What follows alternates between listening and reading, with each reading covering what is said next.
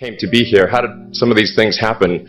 And maybe there's some lessons there, because I often find myself wondering, how did this happen? So when I was young, I didn't really know what I was going to do when I got older. People kept asking me, and eventually I thought that the idea of inventing things would be really cool.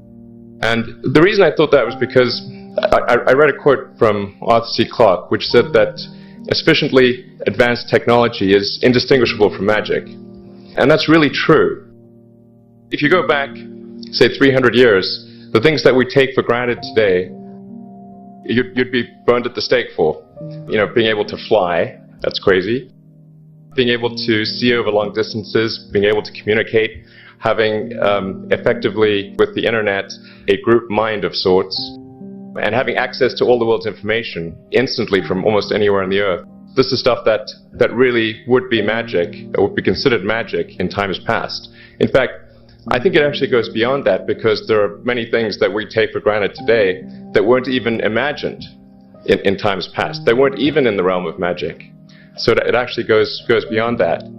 So I thought, well, you know, if I can do some of those things, basically if I can advance technology, then that's like magic, and that would be really cool. And I also had sort of a slight existential crisis, because I was trying to figure out what does it all mean? Like, what's the purpose of things? And I came to the conclusion that if we can advance the knowledge of the world, if we can do things that expand the scope and scale of consciousness, then we're better able to ask the right questions and become more enlightened. And that's really the only way forward. So I studied physics and business, because I figured in order to do a lot of these things, you need to know how the universe works, and you need to know how the economy works. And you also need to be able to bring a lot of people together to work with you to create something, because it's very difficult to do something as an individual if it's a significant technology. So I originally came out to California to try to figure out how to improve the energy density of electric vehicles, basically to try to figure out if there was an advanced capacitor that could serve as an alternative to batteries. That was in '95, and that's also when the internet started to happen. And I thought, well, I can either pursue this technology where success may not be one of the possible outcomes, which is always tricky, or participate in the internet and be part of it. So I decided to drop out. Did some internet stuff. Did a few things here and there. One of which was PayPal. And I think maybe it's helpful to say one of the things that was important then in the creation of PayPal was kind of how it started, because the initial thought was with PayPal was to create an agglomeration of financial services, so to have one place where all of your financial services needs would be seamlessly integrated and work smoothly. And then we had like a little feature which was to do email payments. And whenever we'd show the system off to someone, we'd show the hard part, which was the agglomeration of financial services, which was quite difficult to put together. Nobody was interested. Then we'd show people email payments, which was actually quite easy, and everybody was interested. So this is, I think it's important to take feedback from your environment. You know, you want to be as closed loop as possible. So we focused on email payments and really try to make that work, and that's what really got things to take off. But if we hadn't responded to what people said, then we probably would not have been successful. So it's important to look for things like that and focus on them when you see them, and correct your prior assumptions. And then going from PayPal, I thought, well, what are some of the other problems that are likely to most affect the future of humanity? It really wasn't from the perspective of what's the rank-ordered best way to make money, which is okay, but it was really what I think is going to most affect the future of humanity. So I think the biggest terrestrial problem we've got is sustainable energy, but the production and consumption of energy in a sustainable manner. If we don't solve that this century, we're in deep trouble. And then the other one being the extension of life beyond Earth to make life multiplanetary. So the latter is the basis for SpaceX, and the former is the basis for Tesla and Solar City. And when I started SpaceX, initially I thought that well, there's no way one could possibly start a rocket company. I wasn't that crazy. I thought, well, what is a way to increase NASA's budget? That was actually my initial goal. So I thought, well, if we can do a low-cost mission to Mars, something called Mars Oasis, which would land seeds in dehydrated nutrient gel, and you hydrate them upon landing, and then you'd have this great sort of money shot of green plants on a red background. The public tends to respond to precedents and superlatives, and this would be the first life on Mars, the furthest that life's ever traveled, as far as we know. And I thought, well, that would get people really excited, and therefore increase NASA's budget. So obviously, the financial outcome from such a mission would probably be zero. So anything better than that was on the upside. So I actually went to Russia 3 times to look at buying a refurbished ICBM, because that was the best deal. And I can tell you it was very weird going there in late 2001, 2002, going to the Russian rocket forces and saying, I'd like to buy 2 of your biggest rockets, but you can keep the nuke. That's a lot more. They thought I was crazy, but I did have money, so that was okay. After making several trips to Russia, I came to the conclusion that actually my initial impression was wrong, because my initial thought was, well, that there's not enough will to explore and expand beyond Earth and have a Mars base and that kind of thing. But I came to the conclusion that that was wrong. In fact, there's plenty of will, particularly in the United States, because the United States is a nation of explorers, of people who came here from other parts of the world. And I think the United States is really a distillation of the spirit of human exploration. But if people think it's impossible, or it's going to completely break the federal budget, then they're not going to do it.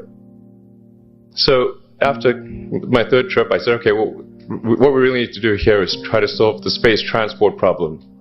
And started SpaceX. And this was against the advice of pretty much everyone I talked to. One friend made me sit down and watch a bunch of videos of rockets blowing up. Let me tell you, he wasn't far wrong. It was tough going there in the beginning, because I'd never built anything physical. I mean, I'd built like little model rockets as a kid and that kind of thing, but I'd never had a company that built anything physical. So I had to kind of figure out how to do all these things and bring together the right team of people.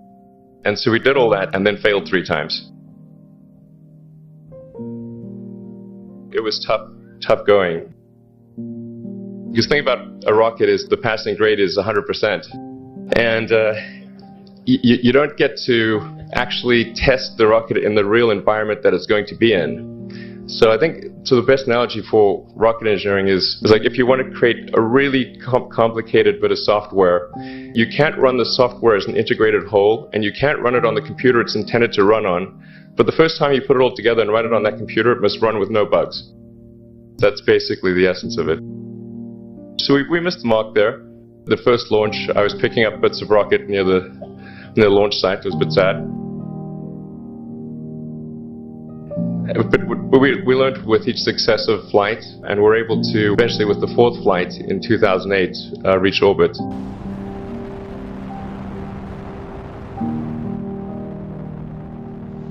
And that was also with the last bit of money that we had. So, thank goodness that happened. I think the saying is 4th time's the charm. So we got the Falcon 1 to orbit, and then began to scale that up to the Falcon 9, which is about an order of magnitude more thrust. It's around 1 million pounds of thrust. And we managed to get that to orbit, and then developed Dragon spacecraft, which recently was able to dock and return to Earth from the space station. That was a white-knuckled event. It's a huge relief. Still can't quite believe it actually happened.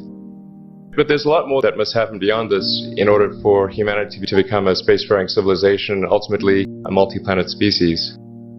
And that's something I think it's vitally important, and I hope that some of you will participate in that, either at SpaceX or at other companies, because it's just really one of the most important things for the preservation and extension of consciousness. I mean, it's worth noting, as I'm sure people are aware, that the Earth has been around for 4 billion years, and civilization, at least in terms of having writing, has been around for 10,000 years, and that's being generous.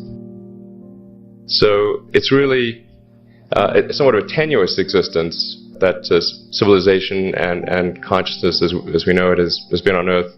And I think I'm actually fairly optimistic about the future of Earth. I don't want to sort of people to have the wrong impression that I think we're all about to die. I think things will most likely be okay for a long time on Earth. But not for sure, but most likely.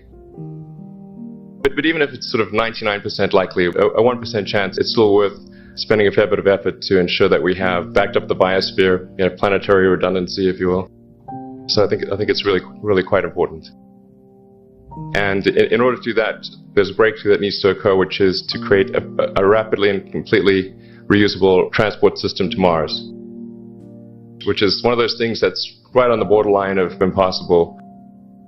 That's sort of the thing that we're going to try to achieve there with SpaceX. And then on the Tesla front, the goal with Tesla was really to try to show what electric cars can do, because people had the wrong impression. We had to change people's perception of an electric vehicle, because they used to think of it as something that was slow and ugly and had low range, kind of like a golf cart. So that's why we created the Tesla Roadster, to show that you can be fast, attractive, and long range. And it's amazing how, even though you can show that something works on paper and the calculations are very clear, until you actually have the physical object and they can drive it, it doesn't really sink in for people. So that, I think, is something worth noting. If you're going to create a company, the first thing you should try to do is create a working prototype. Everything looks great on PowerPoint. You can make anything work on PowerPoint, but if you have an actual demonstration article, even if it's in primitive form, that's much more effective for convincing people.